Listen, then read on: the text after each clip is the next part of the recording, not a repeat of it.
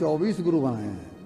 और गुरु वो नहीं बनाए हैं जो गुरु बनते हैं, बल्कि केवल उनसे सीखा है। चाहे वो, मैं नाम बता रहा हूं, मैं क्रिया भी बता रहा हूं। इन्होंने 24 गुरु बना करके ये क्लियर कर दिया है। मैंने ये प्रसंग इसलिए उठाया है बहुत शॉर्ट में। कभी कभी हम एक गुरु को बना लेते हैं, जैसे किसी ने रामपाल जी को गुरु बना लिया, आसाराम जी को गुरु। अब उसके दिमाग में क्या बात बैठ गई कि गुरु तो दूसरा बना नहीं सकते, और मालूम पड़ा कि उसने सत्संग ही छोड़ दिया, उसने कथा भागवत ही छोड़ दी। वो आके घर बैठ गया कि गुरु हमारा ऐसा निकल गया और दूसरा गुरु बना नहीं सकते, तो वो अपना जीवन का नुकसान कर रहा है। यहां 24 गुरु उन्होंने बनाए हैं, और गुरु वो है जिसकी शिक्षा हमारे अंदर उतर जाए, या जिससे हमें कोई शिक्षा मिल रही। लाल कपड़े वाला कोई मिल जाए तो उसके तो चरणों में हम नाक रगड़ते हैं, और जो सबसे पहली गुरु है मां, उससे कभी कोई ये पूछने को तैयार नहीं है कि तूने भोजन किया है कि। गुरु वो है जिससे अपने को सीखने को मिले। तो इन्होंने जो गुरु बनाए हैं, ये अनुसुईया के पुत्र हैं। अत्रि ऋषि और अनुसुईया के पुत्र हैं, ब्रह्मा जी के मानस पुत्र हैं और वृक्ष संत हैं। इनका कहना एक ही था। ये जो दोहा सुनाने जा रहा हूं, ये बड़ा ऊंचा है, प्रसंग लंबा हो जाएगा। मेरी यही आदत खराब है कि मैं बह जाता हूं। यदु जिनका यदुवंश में, यदु जिनसे यदुवंश चला है, भगवान कृष्ण जिनके वंश में पैदा हुए हैं, उसी वंश के एक राजा एक बार जंगल में जा रहे थे, और उन्होंने दत्तात्रेय जी को जंगल में अलमस्त पड़े एकदम नग्न अवस्था में देखा। ये राजा की सवारी निकल रही है, इससे इन्हें कोई मतलब नहीं, ये पड़े हैं। तो राजा ने इनको मस्ती में देख करके पूछ लिया, महाराज हमारे पास ये फौज फाटा और दुनिया भर का साम्राज्य है, हमें तो ऐसी मस्ती कभी नहीं मिलती जैसी मस्ती में आप पड़े हुए हैं, क्या कारण है? कोई तो ऐसा बात होगी कि बिना आपके शरीर पर कपड़े भी नहीं है, और आपके पास कोई संग्रह भी नहीं है, आपके पास कोई भोजन सामग्री भी नहीं है, फिर जीवन में ऐसी मस्ती कैसे आई? तब वहां पर यह दुआ बताता है कि चाह गई, चाह चाहना कामना, चाह गई चिंता मिटी, प्रणाम मनुआ बेपरवाह। चाह गई चिंता मिटी, मनुआ बेपरवाह, जिसको कुछ नहीं चाहिए वह शाहों का शाह। मुझे कुछ चाहिए नहीं, इसलिए मस्त हूं। उसकी गरज हो, उसको मुझसे भजन करवाना हो, मैं तो भजन करता हूं, उसको अपना भजन करवाना हो तो मुझे प्राण दे दे, वरना मेरी कोई गर्ज नहीं है। मैं राजी हूं उसमें जिसमें तेरी रजा है। यहां हूं तो बाब आए, वहां बुला लेगा तो भी बाब आए। इसलिए मैं राजन मस्त रहता हूं। तुम्हें भी अगर ये मस्ती चाहिए तो राजपाट छोड़ना पड़ेगा, इसके बिना बात नहीं बने। तो आत्मचिंतन में लीन रहते थे।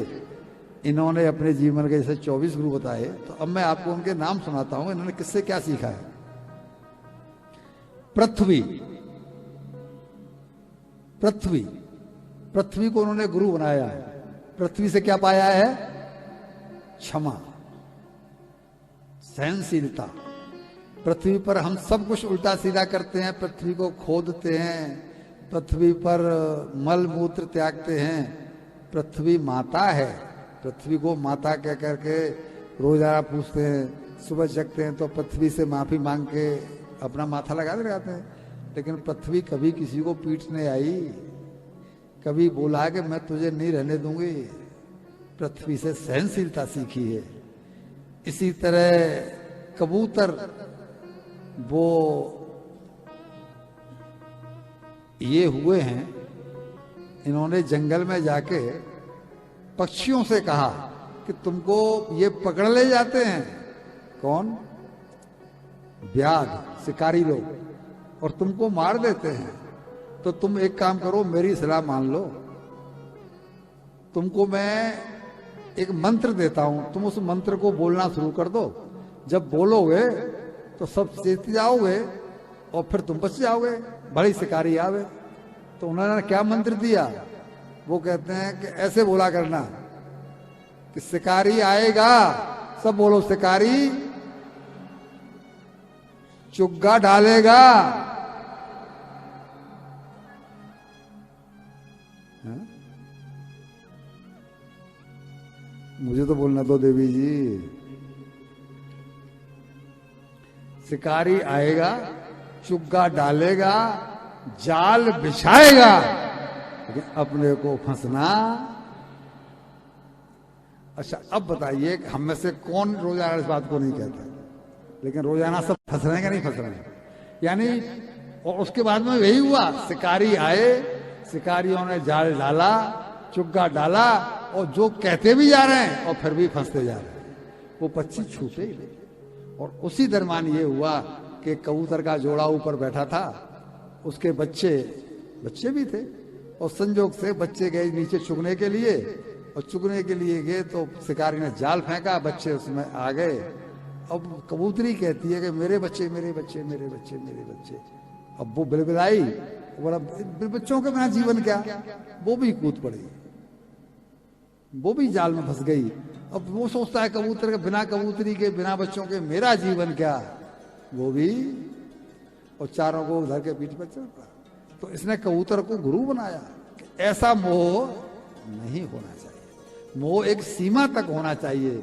सीमा से अधिक बढ़ जाएगा मोह तो वो दुख का कारण बन जाएगा। ऐसे ही इन्होंने पतंगे से सलाह ली, पतंगे से गुरु बनाया पतंगे को।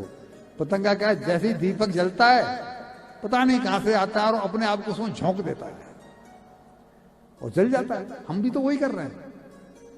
हमें पता है सिगरेट पीना ये सब तो हमारे लिए नुकसानदायक है, लेकिन हम कहते जा रहे हैं और अंत में वही पतंगे की तरह से अपने आप को झोंके दे रहे हैं। मछली, वो कांटा डालता है मछली में, एक जरा सा उसमें वो मांस का टुकड़ा फंसाता है, मछली जैसे ही मुंह मारती है कांटा फंस जाता है और मछली मारी जाती है। हम भी ये टुकड़े पड़ रहे हैं हमारे जीवन में, कभी इतना धन आ जाता है, कभी ये आ जाता है, कभी वो आ जाता है, हम फंस जाते हैं। तो इन्होंने इस तरह, प्रसंग बहुत मैं पूरा सुनाऊंगा तो नहीं आएगा, उन्होंने इस तरह के 24 गुरु बनाए हैं। भौरे को बनाया, भौरे को लकड़ी को भौरा काट देता है, बांस को छेद कर देता नहीं कर देता है, लेकिन वही भौरा बलदेवराज जी जब शाम को किसी पुष्प पर बैठ जाता है, फूल मतलब उसका रस लेने के लिए, और संजोग से कई फूल ऐसे हैं, शायद कमल का फूल भी ऐसा ही है कि सूर्यास्त जैसे ही होता है वो फूल अपने आप बंद हो जाता है। भौरा ये तो माना कैसे सूर्यास्त का होश नहीं है, सूर्यास्त होने जा रहा है, लेकिन जैसे ही भौरा रस पीने में मगन हो जाता है, जैसे हम मगन है रस पीने में, वो भी रस पीने में मगन हो जाता है।